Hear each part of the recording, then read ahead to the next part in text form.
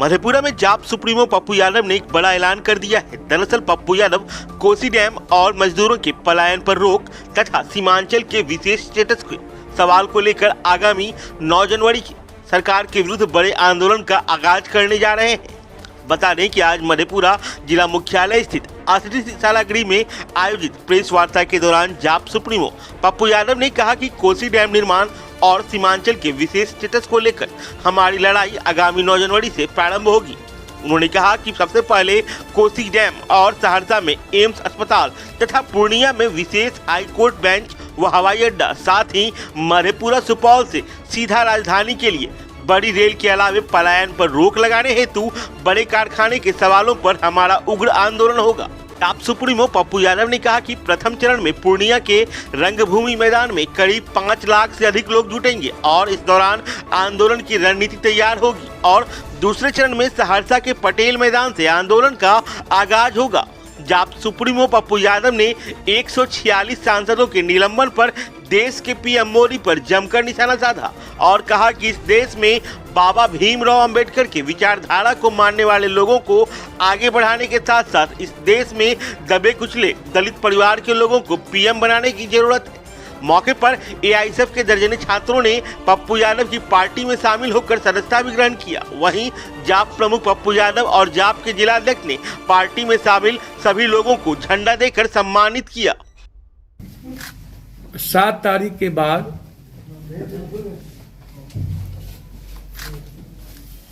Kosi high dam मेरे ख्याल से 9 जनवरी Kosi high dam, Saharsa AIIMS, Madhepura Supaul से रेलवे का परिचालन, बनमनखी से रेलवे का परिचालन,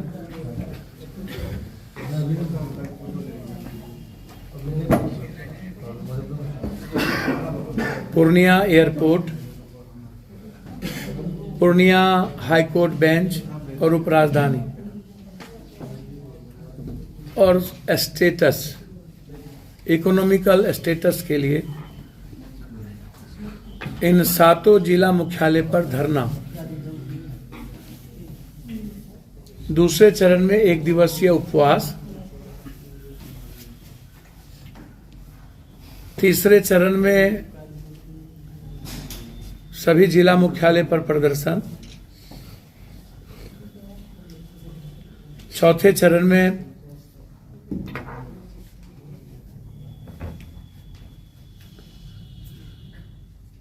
स्टेट हाईवे को छोड़ के एनएच जाम, 5वें चरण में रेल जाम और 6ठे चरण में जेल भरो आंदोलन और अंतिम चरण में कोसी सीमांचल के सभी मुख्यालय को बंद और 90वें चरण में अनिश्चितकालीन भूख हड़ताल। सतत ये लड़ाई हर कीमत पर कोसी डैम के बगैर और सहरसा में एम्स और मधेपुरा सुपौल बनमनखी को सीधा राजधानी दिल्ली और अन्य शहरों से जोड़ने रेल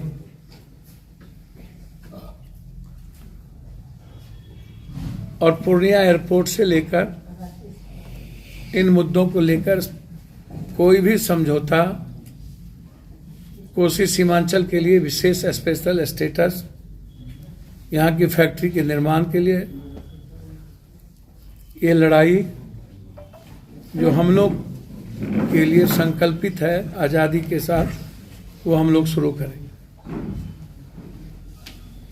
दूसरा बहुत क्लियर है, भ्रष्टाचार से कोई समझौता हमारी पार्टी इस मुद्दों को लेकर के भी हमारी लड़ाई पहले से है और रहेगी। इसी के साथ जो सबसे बड़ा मुद्दा है, 2 इन मुद्दों के बाद यूनिवर्सिटी में भ्रष्टाचार और गलत डॉक्टर के द्वारा मनमानी। जो अच्छे डॉक्टर हैं उस पर, जो फर्जी डॉक्टर ने नर्सिंग होम खोल रखा है,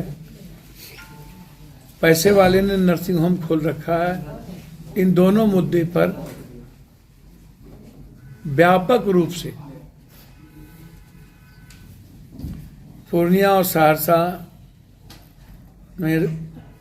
आजीवन एक बड़ी लड़ाई, और मार्च के सेकेंड सप्ताह में पूर्णिया में कोसी सीमांचल के स्टेटस को लेके 5 लाख लोगों के साथ कुछ करेंगे। उसके बाद सहरसा, प्रथम सप्ताह मार्च पूर्णिया 5 लाख आज़ादी के सवाल पर,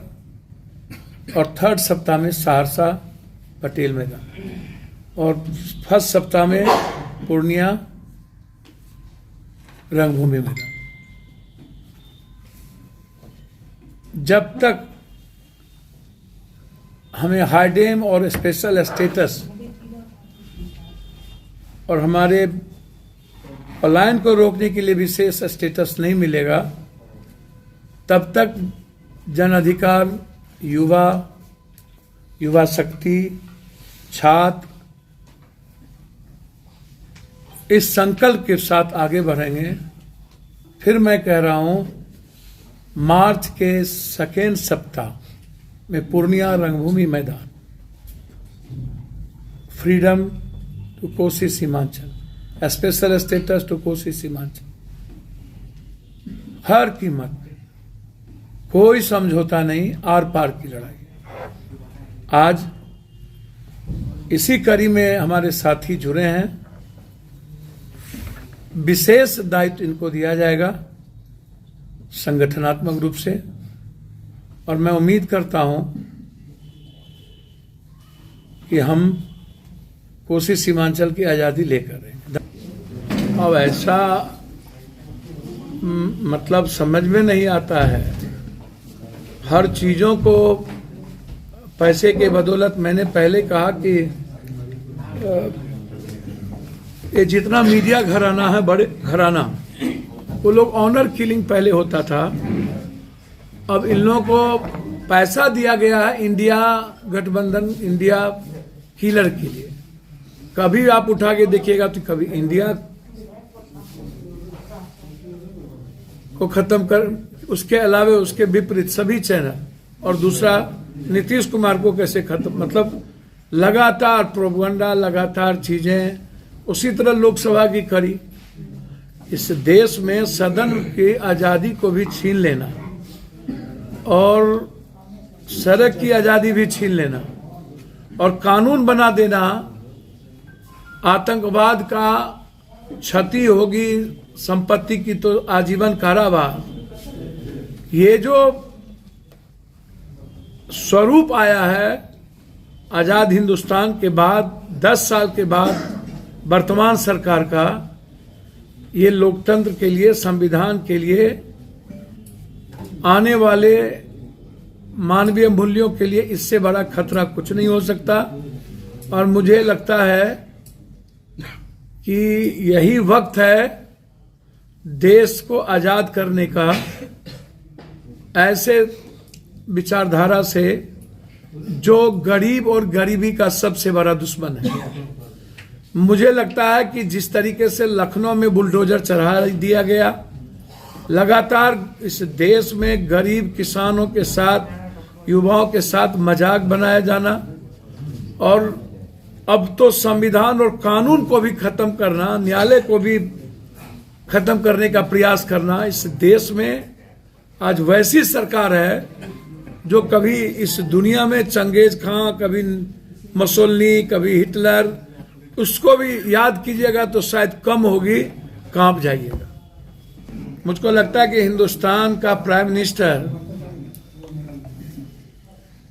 निश्चित रूप से इस देश में जो अंबेडकर की सोच थी, उस विचारधारा वाले लोगों की, अंबेडकर की सोच की विचारधारा वाले लोगों की जरूरत है, ताकि समाज में जो आज सर्वे आया है उसको आगे बढ़ाने के लिए हिंदुस्तान में वंचित दबे कुचले दलितों को आगे लाके पीएम पदों पर बैठाना सख्त जरूरत है।